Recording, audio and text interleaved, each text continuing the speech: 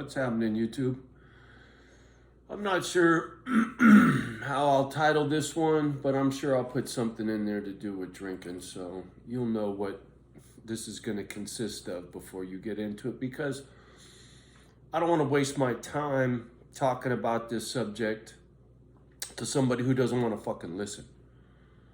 And that's why I don't really make any videos about drinking, because the people that drink don't want to be told not to drink. You know this. But one of our new YouTube family members chimed in and said, hey man, can you talk about your drinking and quitting? I got a problem with, I got to have a beer every day, you know, can you speak on this? Since I was asked, you damn right I'll speak on this.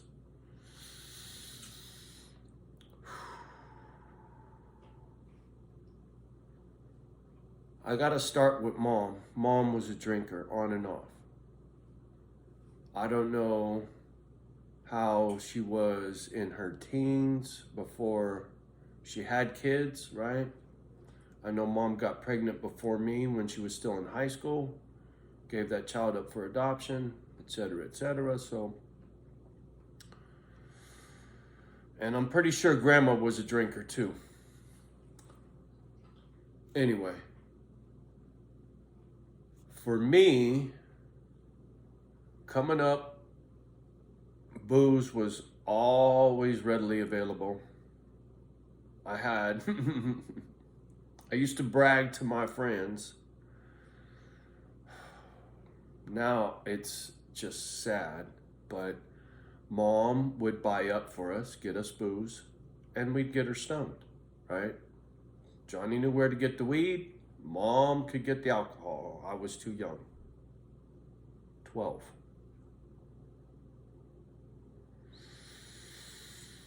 Wasn't even in junior high school yet. 6th grade. Getting hammered in 6th grade. So, the relationship with alcohol goes way back. They used to sell beer cans. Little tiny, I don't know, man. They were like 6 ounce, 4 ounce. They were little itty bitty beer cans, man. Who do you think they marketed those to? You think adults wanted to hold a little tiny beer can? That was for kids.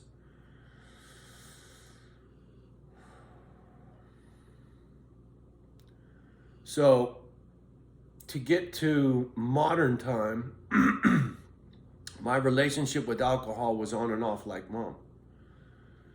I went a long period of time without drinking. And when this workman's comp, I went through a long, shitty workman's compensation case, lousy relationship with an ex. I moved out from her place into a buddy's place. He kept booze in the fridge, vodka, a bottle of vodka in the freezer, right? So there was always booze in the house, but I still didn't fuck with it. But then, you know, oh, have a beer. Oh, okay, well, before I knew it, I was fucking whenever I felt like it, right?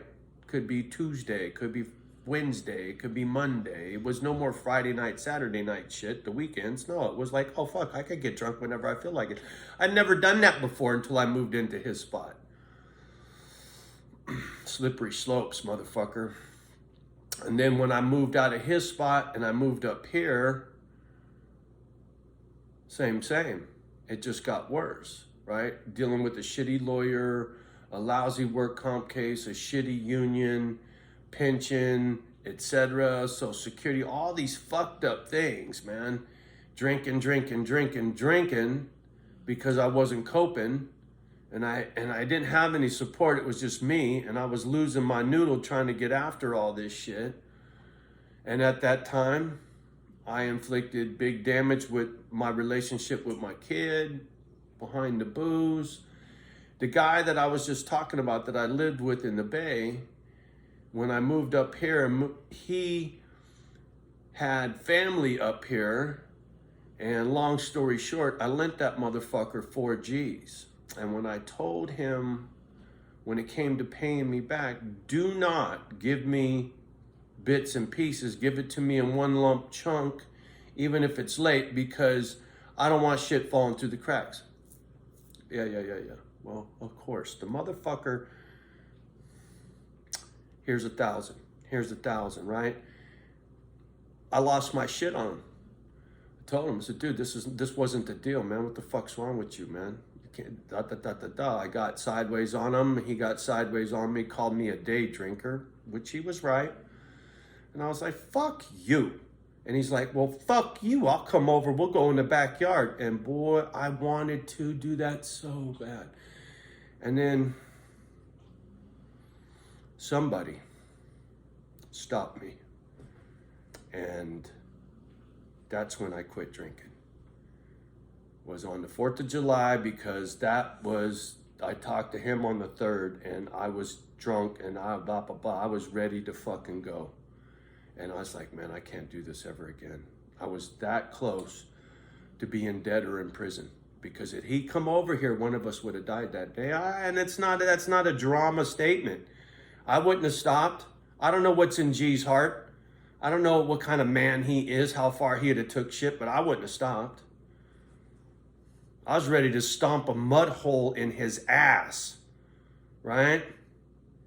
Drunk, angry at the world. I was going to unleash all that shit on that man on that one day.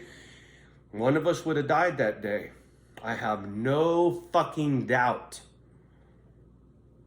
Because he would have come over here and it would have been him and me in the backyard. No one to stop us, right? No one to break up the fight. 2 grown-ass men going at it with no one to stop them and no reason to stop. Bad. So that triggered me to quit. And I ain't drank a drop since, because I understood what I was looking at. Death or prison, man. That's what got me to quit drinking.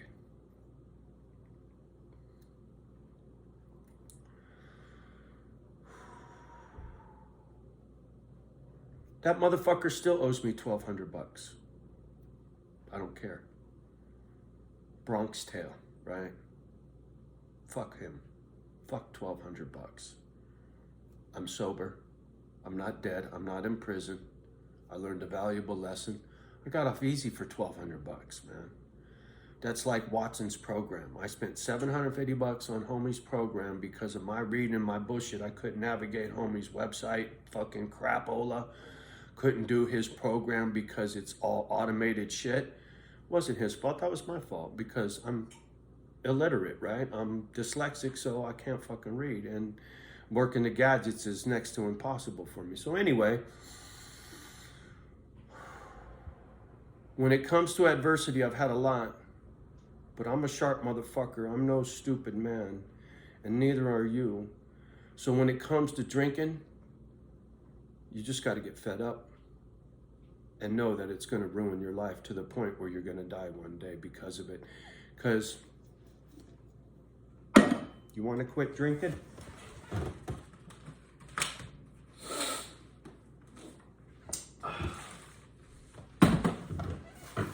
In this bag, because some of you are new, you don't know this bag. In this bag is my wife. My wife, long story, a lot of old videos. My wife died on another man's toilet, puking blood all over the floor because she was bleeding on the inside from alcoholism. Her organs were bleeding internally all over the floor. And she died on this man's toilet. Dog tag, human remains, Sonny's ashes. She was 50 years old. She started drinking in her teens. You get to 50, you'll be dead. Is that enough to get you to quit fucking drinking?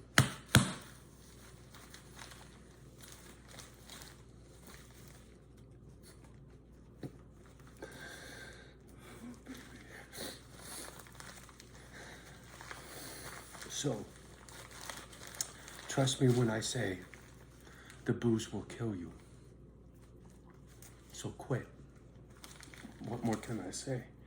Right? I mean, it's that fucking simple, homie. And when it comes to me, I can't do it the soft and easy way, right? I don't know any other way to tell a story or make a point than to grab my Crown Royal bag, right? It's a hard story for me because I'm still grieving. This wasn't even a year ago, homie. This just happened. You understand?